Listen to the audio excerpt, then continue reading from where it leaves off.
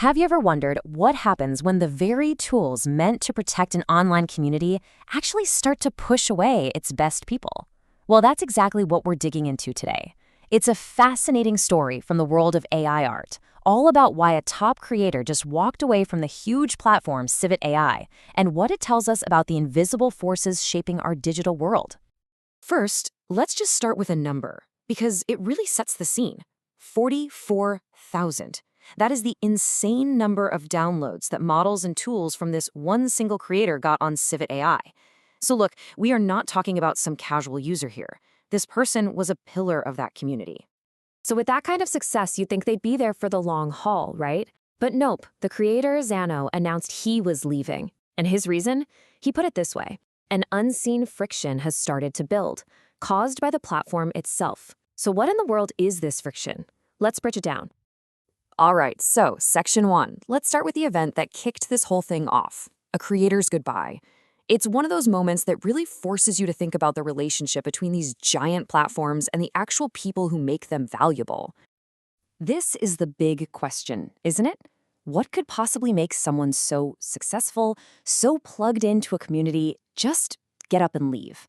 The answer, it turns out, really pulls back the curtain on the incredibly tricky balancing act these platforms are trying to pull off right now. Okay, so on to Section 2, the rock and hard place. To really get why this is so complicated, we have to understand the enormous pressure that a platform like CivitAI is under. Even the creator who left admits it. They're stuck in a classic rock and a hard place scenario. This slide just lays it out perfectly. On one side, you have the rock, the creative community, who want freedom, who want to push boundaries. And on the other side, you have the hard place, these powerful, invisible forces that the platform absolutely cannot afford to upset. So who are these powerful forces? Well, think about the real gatekeepers of the internet. We're talking payment processors like Visa and MasterCard, cloud services like Amazon and Google, and of course, the ever-present threat of government regulation. For a platform like CivitAI, one wrong move and they could get completely shut down. So for them, moderation isn't just a choice. It's literally about survival. All right, Section 3, the broken gate. So everyone gets that moderation has to happen. That's not the issue. The real problem here isn't that they moderate, it's how they do it. The system they've built feels less like a protective shield and more like what the creator calls the broken gate. And what's so wild is this contradiction. CivitAI actually came up with a really smart solution. CivitAI Green, a totally separate, safe-for-work version of their site. It's a great idea. But then, back on their main platform, they're using this automated bot that's, well, let's just say it is the total opposite of thoughtful. Okay, next up, Section 4, the safety illusion. And this is where it gets worse. This broken gate system does more than just annoy creators. It actually creates a dangerous illusion of safety. It's a system that looks like it's doing its job, but in reality, it's full of holes. And here it is. This is the technical detail that explains everything. The bot isn't actually looking at the pictures. Not really. It's just checking the metadata, basically the text data hidden in the file, like the prompt. It's reading the label on the box, not checking what's inside. So this focus on just the label creates two massive problems. First, it punishes perfectly innocent artists. A lot of the more advanced AI tools don't embed data in the exact format the bot wants, so amazing high-quality art gets blocked for no good reason. And second, and this is the crazy part, it does absolutely nothing to stop people who are actually trying to upload bad stuff.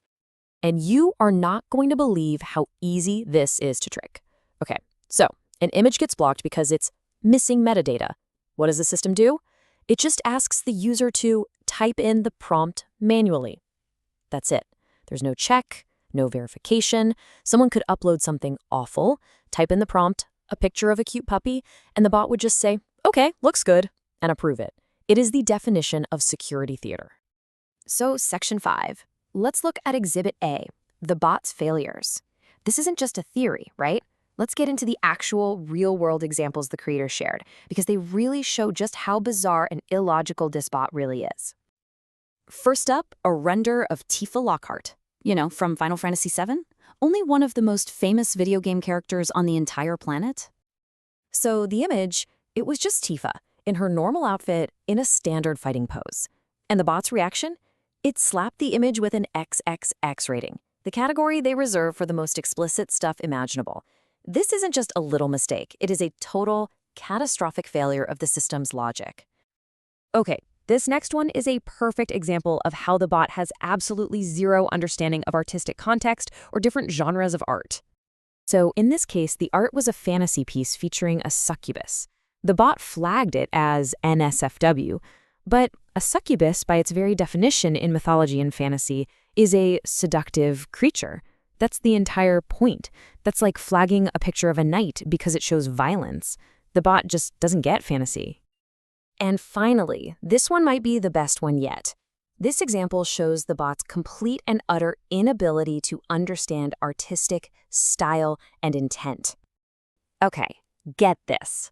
The artwork was a scientific style diagram of an alien's anatomy. Think of something you'd see in a biology textbook. Totally non-sexual. The bot flagged it for nipples and partial nudity. It literally just saw some circles and freaked out with zero understanding of the context. It proves the bot can't tell the difference between a scientific illustration and a pinup. All right, final section, 6, the verdict. So when you pile all of this up, the bad logic, the giant security holes, these just plain weird mistakes, you start to see how a system designed to protect a community can end up doing the exact opposite. It becomes anti-creator by its very design. And this all brings us to the creator's final decision. He was literally facing the impossible task of going back and manually fixing thousands of his own uploads just to please a broken bot. So instead, he's choosing to put that energy into building a new community from the ground up, one that's actually built on trust and respect. Now, it is really important to point out that he is not calling for some big boycott of CivitAI. He's very clear about that. He's saying, hey, if the platform still works for you, great, keep using it. He's just sharing his own story to spark a much bigger conversation. And that conversation really all boils down to this one giant question: how do we build these online platforms in a way that trusts creators, but also ensures true safety for everyone? It's the puzzle that basically every single online community is trying to solve right now.